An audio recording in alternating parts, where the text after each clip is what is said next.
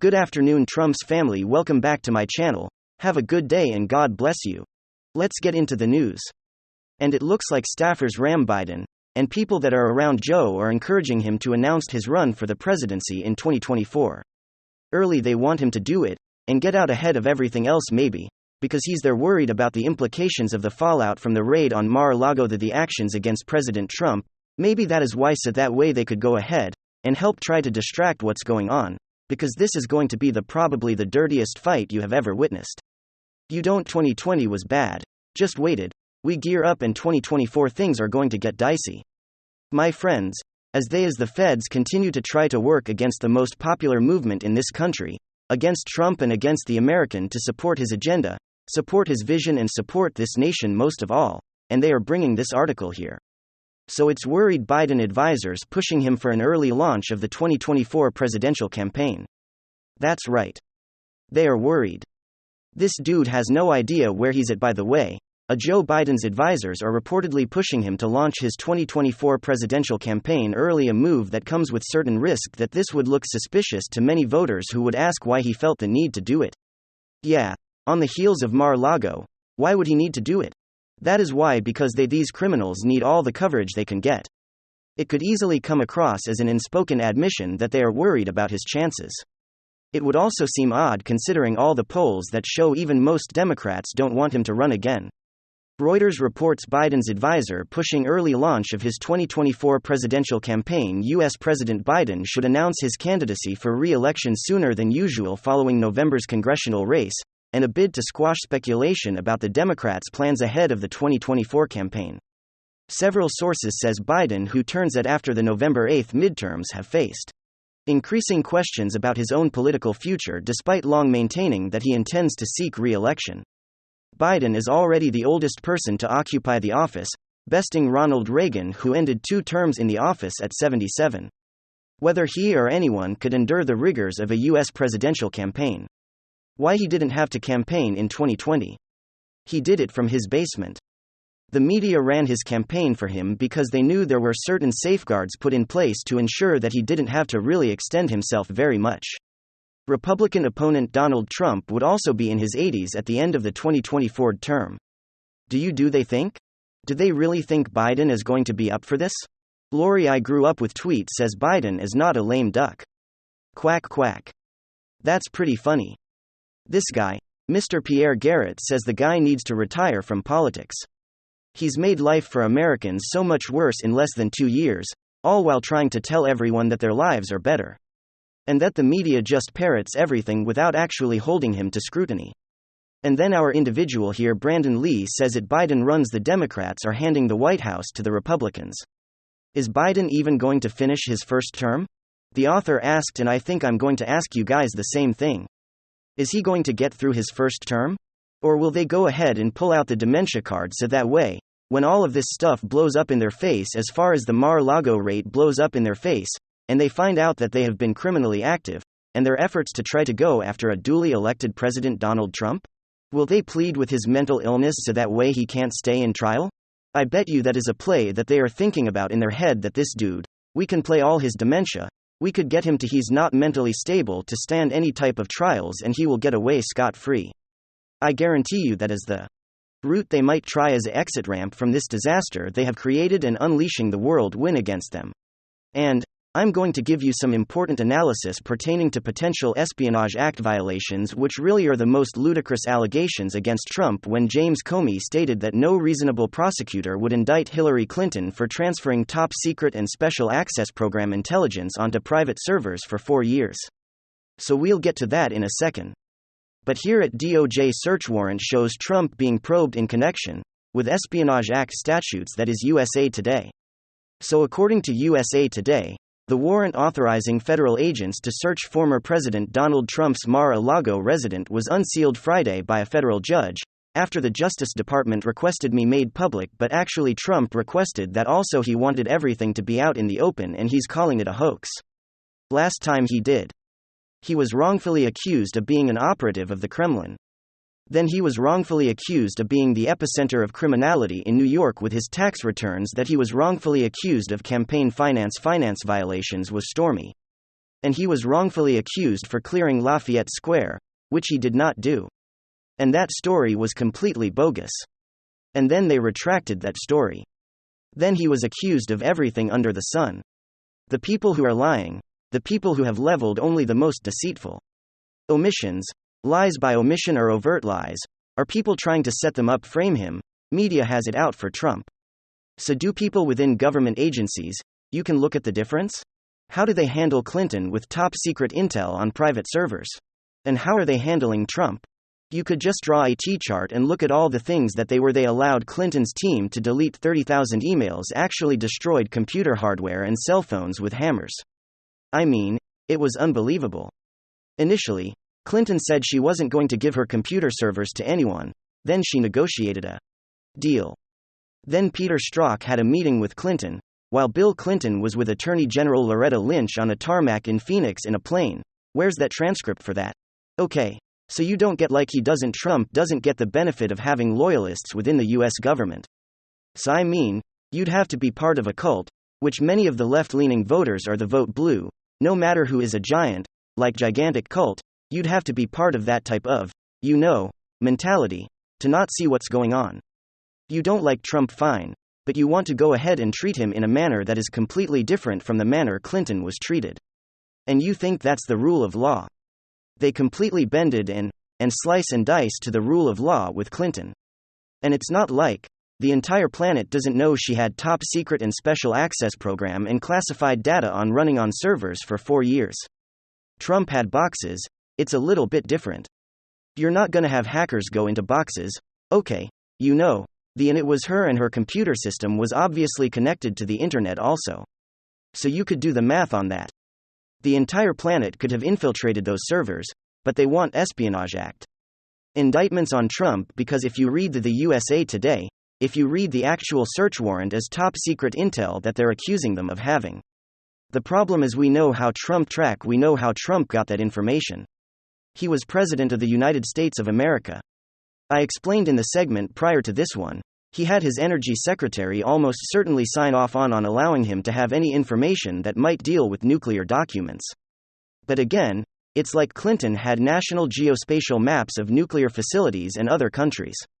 It's not whataboutism, it's called hypocrisy and precedent. The precedent is that no reasonable prosecutor would indict. So where's James Comey coming out? The saying no reasonable prosecutor, obviously having private services is an infinitely greater dilemma, obstacle to national security than boxes from a president, almost certainly boxes that are meant for a presidential library. So you have a situation where you know how Trump got those boxes. We don't know how classified data was transferred from the Department of Defense and Pentagon and all of these places, Central Intelligence Nationals. We don't know how all these National Geospatial Agent, we don't know how all of these documents, classified data, top secret intel was transferred onto Clinton's private servers. How on earth did they just plug the server and then just siphon out all the data? Nobody knows. But see, this is all public record. James Comey talked about all of this. And then he said, no reasonable prosecutor, you're going to this is what they're going to try to do. It's one of two things, they're going to try to either make everything morally equivalent. And this could be a precursor to Hillary running. This is going to be like the perfect precursor, because you'd have ignorant people saying, but her emails, oh, you see, they're all the same. It's like, no, they're not all the same. See what the way Democrats do business is the following. They're the epicenter of corruption. Should they have to muddy the waters, make everything as difficult to understand as possible for people not into politics? And then what they say is what you see. Trump did the same things in Murano. The obsession hysteria over Trump doesn't mean he's actually guilty of anything. Nor does it mean if he committed a crime. Okay, you've accused them of everything under the sun. And it hasn't been accurate yet.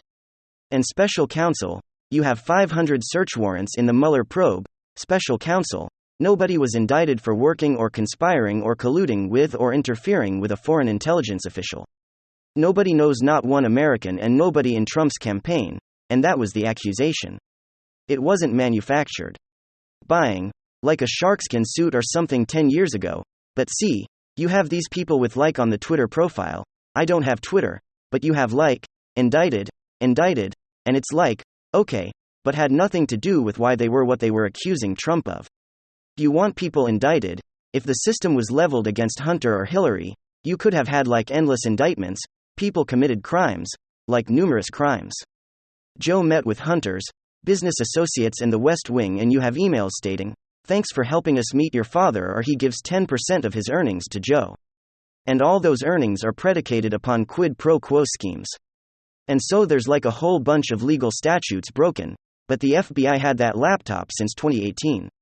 Since before they first impeached Trump, for the God forbid the sin of wanting to see if Joe committed a crime in the country invaded under Biden's watch. And the president of that country said that he was never pressured by Trump, and his predecessor stated he was never pressured by Trump. But see, then you get this obsessed, you have people obsessed with trying to turn Trump into who they are. The thing with Trump is that he didn't commit a crime. We know this because every single time they obsess over Trump, they get more information, hundreds of search warrants, 2,800 something subpoenas. They get more information than they ever got for Hillary or for Hunter or for any Democrat that gets in trouble. And when the Democrats get in trouble, they have an entire public relations machine. So there's a double standard. Could they indict him? Possibly. Would it hurt him? Probably not. He could defeat Clinton as an indicted candidate. He could defeat Biden as an indicted. He could look any Democrat right now. You wouldn't need Trump indicted and in prison. You wouldn't need Trump indicted and in prison, and you still would probably lose. Or barely win. I wrote a lot about Clinton's email scandal in The Hill, the Huffington Post Salon. Even have a book on Amazon on the Clinton email, deleted emails and the top secret emails. So, again, but I want to Hillary Clinton, Donald Trump 2024. This is probably a precursor to Hillary eventually running, because what they have to do, for example, when Trump, they have to muddy the waters and make everything morally relative for them to even possibly compete with Trump. Because you have half the electorate that wants Donald Trump, and entire media is after the men and the loyalists within the US government. But the media thinks that, the government, Trump wants a loyalists in his government. All you have is Democratic Party loyalists. That's why you get 500 former, current, and former officials writing letters every time Democrats want some kind of policy or they go after somebody. We found all these people who will sign this letter that Hunter's emails are a plot by the Kremlin. Everything's a plot by the Kremlin. You're either a prejudiced, immoral person, or you're working with the Kremlin. This is like the stupid template that they just look to the roadmap to try disparage, or they accused Trump of what they were actually guilty of doing. So espionage is US 18. Use code 73F. Anyone who transfers classified top secret data outside of the US government has committed a crime. We know he was president though. So we know how those boxes got him. We don't know how Clinton set up her servers. Brian Pagliano, the guy who was subpoenaed, didn't even show up. And his attorney said he was gonna plead the fifth anyway. So that was the whenever staffers that helped set up the computer servers. Are you kidding me? But then again, I want to Hillary Clinton, Donald Trump 2024. You might say, well, how could you want? No, we need that again. We need that because we're still living in 2016. And it's been 8 years, it'll be 8 years in 2024, and nothing will have changed. 2016 was like the beginning of the Matrix. For US politics. We relive the same day, over and over again. It's the day that Democrats lost to Trump. They still haven't come to terms with the fact that they stink. It's not the Kremlin. It's not Trump committing crimes. It's not people. It's not like people who. It's not a cult of personality around Trump. I'm not voting for Trump because of his personality. I'm voting for him because of record highs in household median income, and record lows in poverty. Do you like poverty? Then vote Democrat? Do you want household median incomes high? Vote record highs, vote Trump, because we had a record low also in poverty. We had a growing GDP. If you want a recession, keep voting Democrat. And it's only going to get worse. Oil prices are going to go back up.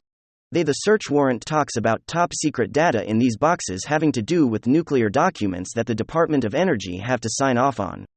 And it's restricted data that I explained in my segment prior to this one. So that the president can't sign off, they would have to get, but the energy secretary he had was a Trump Republican. So they would have to get people at the Department of Energy to say that Trump, took all this important data to the national security. It's like, well, this was not some elaborate scheme like servers for 4 years, hiding your information because you had Clinton Foundation nonsense going on. This was a president leaving with boxes that almost certainly he's told everyone the contents of. I mean, they all knew what the contents of these boxes entailed. And if they planted something well, then Trump he'll win the lawsuit because the precedent they indict him on an espionage act, the precedent it was Clinton, he gets off. But even before that he'd already been working with the Bureau, and he told everyone exactly what he had. So it's like, and the fact that they are now creating this new crime means that all the prior crap, well, I thought that he incited people. I thought that Trump told people to try to overthrow him, to undermine democracy and overthrow the government. All you're lying about that. That's right. I thought that he worked with the Kremlin. All you were lying about that. Now who is the member of the cult? It's the person that's desperate to try to get Orange Man desperate and to vote for a recession with Democrats. Ladies and gentlemen, thank you so very much. If you want to support my voice and my work,